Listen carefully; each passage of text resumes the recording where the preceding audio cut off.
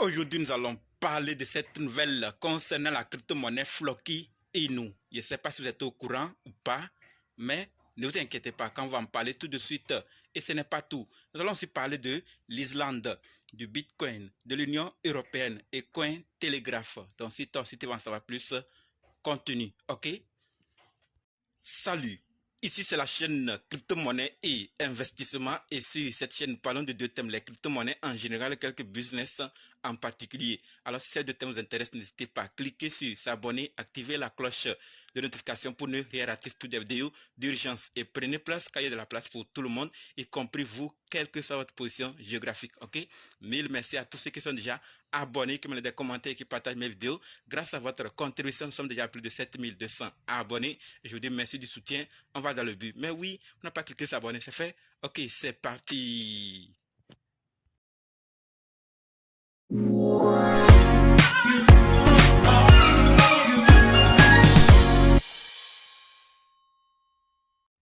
Comme dit, nous allons parler de ces nouvelles. Nous allons d'abord parler de l'Islande, ensuite du Bitcoin, de l'Union européenne, de Cointelegraph et finir avec cette nouvelle intéressante concernant la crypto-monnaie Floki Inu. Donc, restez jusqu'à la fin pour qu'ensemble, on puisse découvrir cette nouvelle et prendre nos dispositions, ok? Par rapport à l'Islande, ce que nous devons savoir, c'est que l'Islande souhaite freiner l'extraction de Bitcoin dans le pays, reprochant aux sociétés de minage de consommer de grandes quantités d'énergie.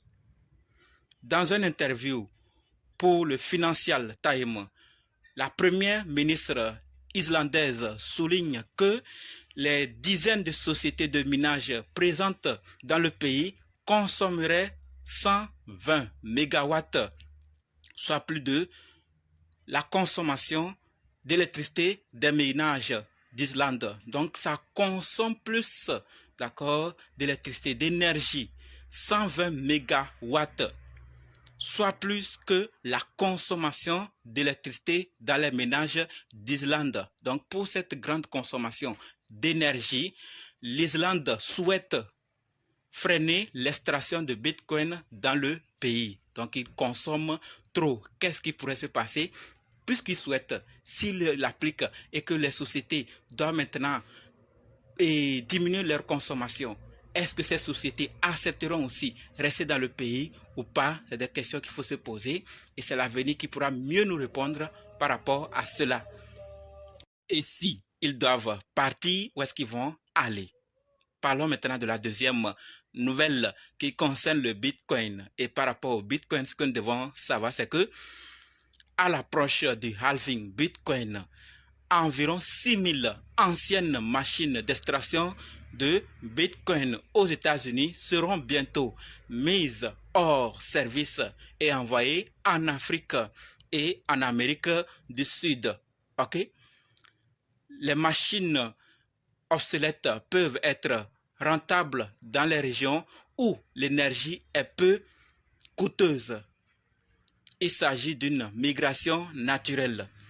Et ce phénomène est accéléré par le halving. Donc ces machines vont être envoyées vers l'Afrique, vers l'Amérique du Sud, où l'énergie est moins coûteuse parce que dans ces milieux, ça serait rentable. Tout compte fait, c'est les sociétés qui travailleront là-dessus, qui savent pourquoi ils doivent les prendre et pourquoi et travailler encore avec ces machines. Mais ce que nous devons savoir, c'est que le halving est en train de précipiter. D'accord, les anciennes machines vont être délogées, enlevés et envoyés en Afrique ou en Amérique du Sud. Est-ce une bonne chose? À chacun de voir. Ce qui est sûr, s'ils l'ont prévu, c'est qu'il y a d'autres qui vont prendre. Est-ce que ces pays ou ce pays qui va recevoir ces anciennes machines ont de l'énergie pour supporter longtemps? Point d'interrogation. C'est l'avenir qui va nous donner également de bonnes réponses. Ce que je voulais partager, c'est que ces anciennes machines vont être délogées et envoyées en Afrique et en Amérique du Sud pour peut-être apporter des nouvelles pour faire face au halving qui va arriver bientôt. Passons maintenant à la troisième nouvelle qui concerne l'Union européenne. Et par rapport à l'Union européenne, ce que nous devons savoir, c'est que l'Union européenne interdit les transactions anonymes de crypto-monnaies via des self-custody wallets. Ok? le Parlement européen a approuvé à la majorité l'interdiction le 19 mars dans le cadre de la récente législation anti-blanchiment AML. L'interdiction des paiements en crypto-monnaie s'applique spécifiquement aux wallets non enregistrés proposés par des fournisseurs de services couvrant les self-custody wallets fournis via des applications mobiles de bureau ou de navigateur. Okay? Les lois approuvées devraient être pleinement opérationnelles dans les 3 ans suivants leur entrée en vigueur. Donc, quand ça sera en vigueur, ça va s'appliquer à ces wallets, les custody wallets.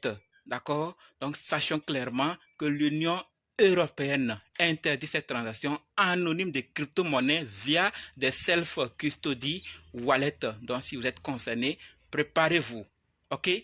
Passons maintenant à la 4e nouvelle qui concerne Cointelegraph. Et par rapport à Cointelegraph, ce que nous devons savoir, c'est que le compte Twitter avant, aujourd'hui X officiel de Cointelegraph a été hacké et a diffusé un scam. D'accord? Donc, vigilance, il sait qu'il y a plusieurs qui utilisent Cointelegraph qui vont chercher plus d'infos. Alors, sachez que le compte a été hacké. Le post a depuis été supprimé, mais il est important de rappeler notamment aux nouveaux venus qu'il faut toujours être vigilant et que les liens frauduleux peuvent être partagés même par des comptes officiels. Avec la reprise du marché crypto et le halving qui approche, ces événements se multiplieront.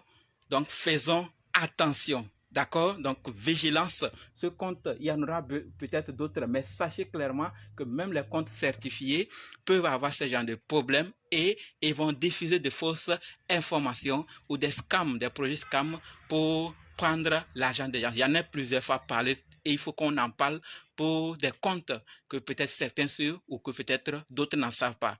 Partagez pour que ceux qui ne savent pas, les nouveaux surtout, puissent s'en méfier. D'accord? Il y a plusieurs comptes ainsi et il faut qu'on soit juste vigilant. Même si le compte officiel, demandons encore à d'autres personnes pour se renseigner, pour vérifier certaines choses avant de faire quoi que ce soit.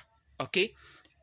Terminons maintenant avec cette nouvelle intéressante concernant la crypto-monnaie Floki Inu. Mais avant d'en parler, chers leaders, et si vous êtes intéressé à suivre la formation pratique qui vous permet d'être indépendant en crypto-monnaie, c'est-à-dire analyser, acheter, sécuriser, vendre et convertir vous-même, sachez que c'est possible. En plus de ça, si vous voulez aussi savoir comment trouver facilement les fois 10, les fois 100, les fois 1000, c'est possible également. Et si vous voulez aussi savoir quand entrer et quand sortir, c'est-à-dire quand acheter et quand vendre, vous le découvrirez aussi dans cette formation. Donc, si vraiment vous êtes intéressé, cliquez juste sur le lien qui est dans la description et écrivez-moi directement sur WhatsApp pour qu'on puisse commencer, ok? Maintenant, parlons de Floki Inu. Et par rapport à Floki Inu, ce que nous devons savoir concerne la feuille de route de Floki Inu. Ce projet depuis, nous savons que des choses sont en train d'avancer. Et aujourd'hui, on nous dit, feuille de route Floki, quelles sont les prochaines étapes de notre agenda? Donc, c'est l'équipe qui demande. D'accord, c'est pas qu'ils demandent qu'ils ne savent pas. C'est pour juste renseigner à la communauté que, en tout cas, ils sont en train de suivre leur feuille de route et que les prochaines étapes, voici ce qu'on va faire. OK? Dès le départ, nous avons été très clairs sur notre objectif pour Floki. Écrire, être la crypto-monnaie la plus connue et la plus utilisée au monde. Notre nouvelle feuille de route décrit comment nous entendrons y parvenir. Donc, comment ils vont se prendre pour y parvenir. Ce que nous devons vraiment savoir, cette feuille de route que vous êtes en train de voir actuellement, ils sont en train de suivre les étapes. D'accord? Donc, la feuille de route 2024 de Floki Inu est sortie. Et les points saillants que nous devons savoir, c'est ça que nous sommes en train de voir actuellement. D'accord? Compte bancaire numérique réglementé par IBAN, SWIFT et SEPA en collaboration avec une société FinTech agréée. Lancement de la carte de débit Floki pour utiliser les jetons Floki dans les devises traditionnelle, intégration du protocole Venus DeFi et sortie du réseau principal Walhalla. Nouveau robot de trading interchaîne et initiative de rachat et de brûlure de jetons. Donc il y aura ces éléments qui seront lancés et la liste, la feuille est longue. Il y a beaucoup d'autres projets qui vont venir à l'avenir. Ce qui est sur ce projet n'a pas fini de dire son dernier mot. Et nous savons qu'il y a des grands projets dans l'écosystème. On a parlé de TokenFi, on a parlé du jeu Walhalla, on a parlé d'autres projets. Et ces autres outils qui seront lancés lorsqu'ils viendront. Au fait, c'est comment ça serait utilisé, qui ça va attirer, qui va s'impliquer dans le projet. Et comme leur but, c'est que la monnaie soit la plus connue et la plus utilisée, ils sont en train de tout faire pour investir, pour être dans des secteurs où les gens, où la communauté ne peut pas ne pas utiliser les objets. Donc, ils savent que c'est des secteurs, d'accord, ils investissent dans des secteurs où plusieurs personnes peuvent utiliser. Et quand plusieurs personnes utilisent que c'est bon, c'est qu'ils vont parler.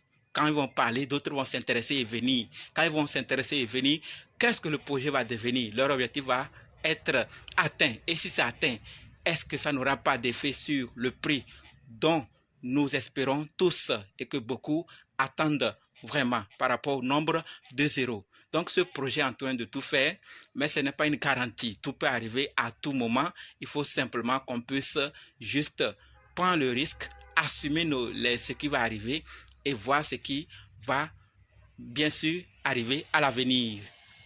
Donc sachons clairement que l'équipe de Floki et nous n'a pas fini de dire son dernier mot et toutes ces étapes que vous êtes en train de voir comme feuille de route, ils vont l'exécuter. Petit à petit, nous sommes là en tant que communauté à les soutenir. Ils vont y arriver et nous tous aussi, nous allons utiliser et le projet ira aussi très loin et l'objectif aussi serait atteint. Et si ça va aussi avoir des effets sur les prix, nous allons aussi tous bénéficier également sur ce point. Voilà donc ce que je voulais partager par rapport à Floki et nous. Et merci d'avoir suivi jusqu'ici. Et maintenant, on se donne rendez-vous dans d'autres vidéos dans les commentaires. N'oubliez pas de nous rejoindre sur Telegram, WhatsApp, Facebook. Les liens sont dans la description. Et pour ceux qui sont prêts pour la formation, dites simplement, je suis prêt, je veux votre formation. OK? Merci.